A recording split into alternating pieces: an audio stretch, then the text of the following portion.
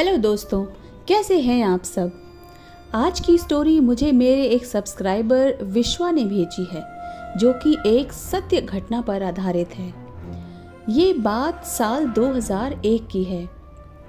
विश्वा दिल्ली के साकेत में अपने माता पिता के साथ रहता था। विश्वा की कॉलेज की पढ़ाई पूरी होने के बाद उसकी छुट्टियां चल रही थीं, तो उसने अपनी छुट्टियों में अपने मामा जी के घर घूमने का प्लान बनाया। उसके मामा जी सिलीगुड़ी के एक छोटे से गांव में रहते थे, जो कि एक फॉरेस्ट ऑफिसर थे। सिलीगुड़ी भारत के पश्चिम बंगाल राज्य के जलपाईगुड़ी और दार्जिलिंग जिले में स्थित एक शहर है। पूर्वी हिमालय की तलहटी में स्थित ये शहर प्राकृतिक सुंदरता से भरा पड़ा है। यहाँ के खूबसूरत बर्फ से ढके पहाड़ और साथ ही साथ घने जंगल इसकी सुंदरता को कई गुना बढ़ा देते हैं।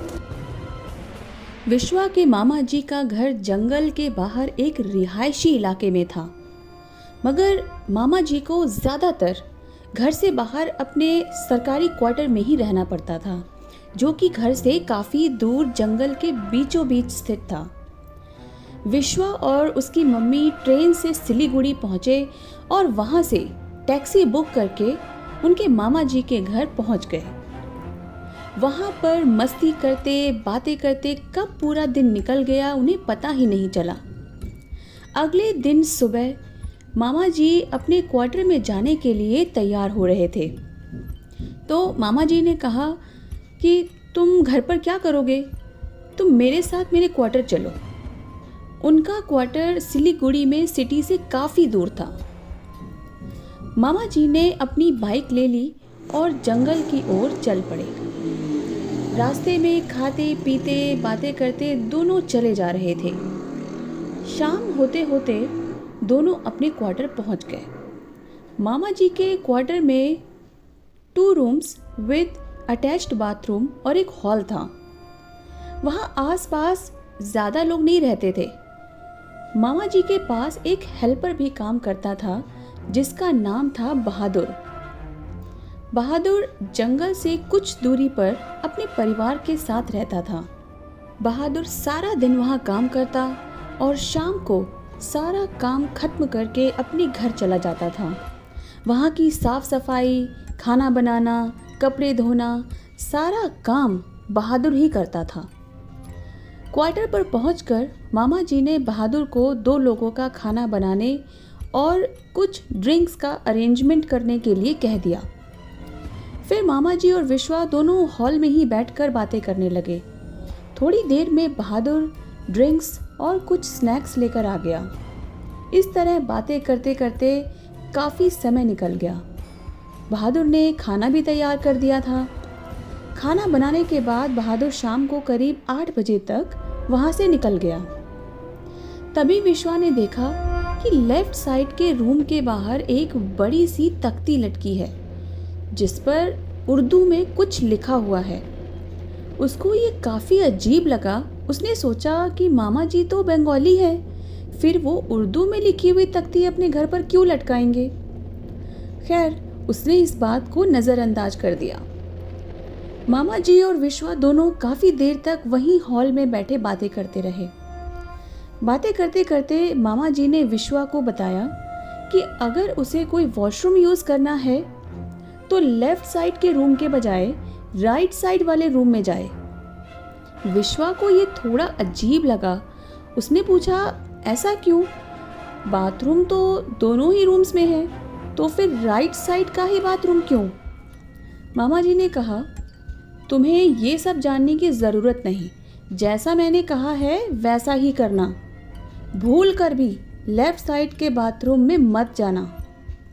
विश्वा को मामा जी की बातें परेशान कर रही थीं।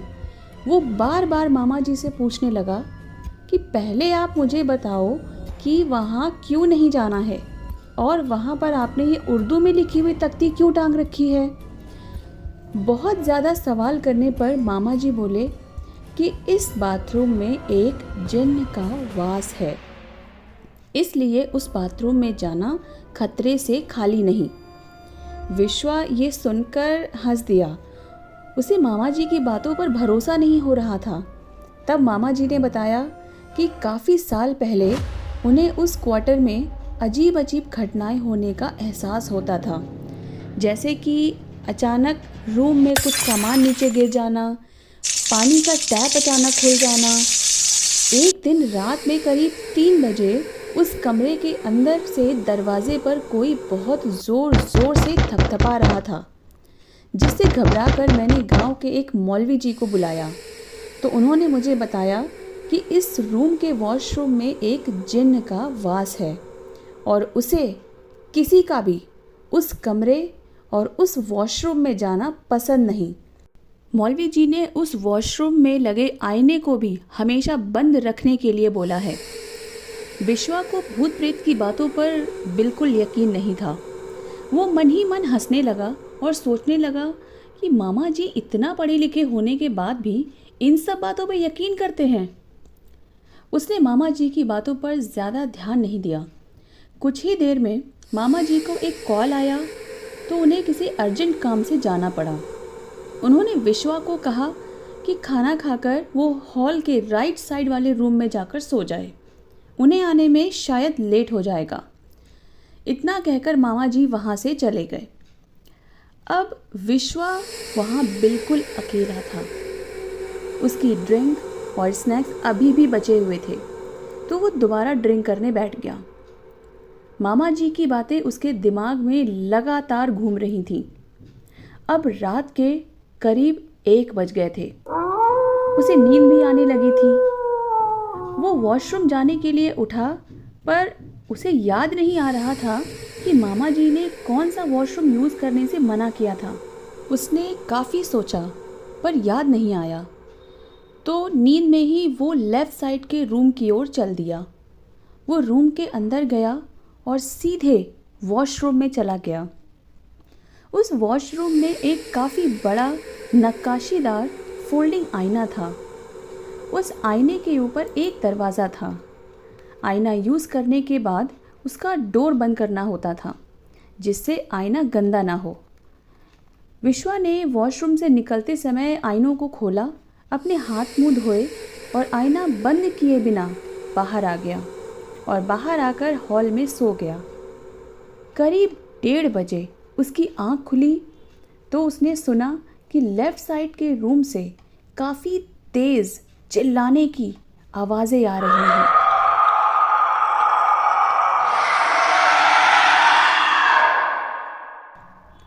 पूरे घर की लाइट भी फ्लिकर कर रही थी।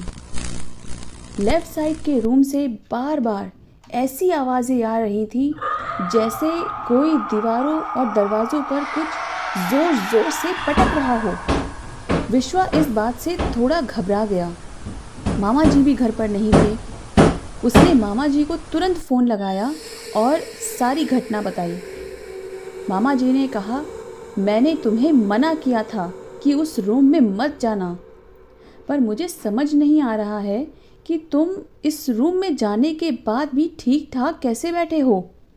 विश्वा कहता है कि जब मैं उस रूम में गया मुझे ऐसा कुछ भी एहसास नहीं हुआ। मैंने तो वहाँ लगा आईना भी देखा और अपने हाथ मुंह भी धोए।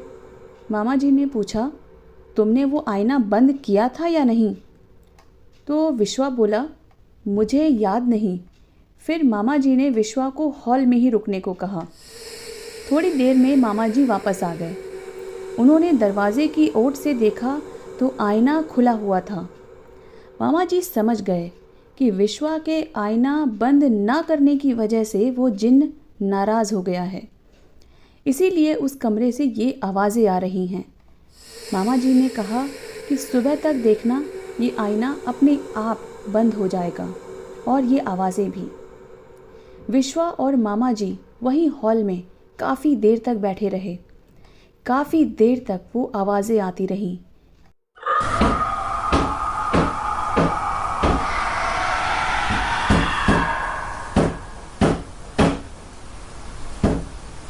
और फिर करीब 1 से 1.5 घंटे बाद धीरे धीरे सब शांत हो गया। वो आवाज़ें आनी भी अब बंद हो गई थी। अगले दिन सुबह करीब 6 बजे विश्वा की आँख खुली तो रात की सारी घटना उसे दोबारा याद आने लगी। विश्वा ने उस रूम के पास जाकर धीरे से दरवाज़ा खोला और देखा कि दीवारों पर काफ़ी गड्ढे बने हुए थे।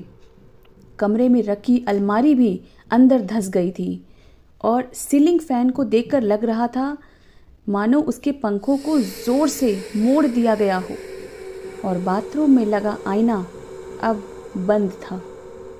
विश्वा अब समझ गया था कि मामा जी ने जो उसे रात को बताया था वो एक सच था। इस कमरे में एक जिन्न का ही वास था।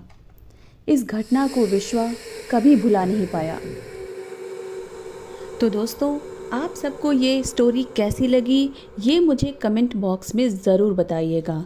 अगर आपको स्टोरी पसंद आई है तो इसे लाइक कीजिए, अपने फ्रेंड्स एंड फैमिली के साथ शेयर कीजिए, और अगर आप चैनल पर नए हैं तो इसे जल्दी से सब्सक्राइब कर लीजिए और साथ ही साथ बेल आइकॉन को प्रेस कीजिए, जिससे आपको मेरे आने वाले नए वीडियोस की नोटिफिकेशंस मिलती रहेंगी। तो जल्द मिलते हैं अपनी नई स्टोरी के साथ। तब तक के लिए बाय बाय।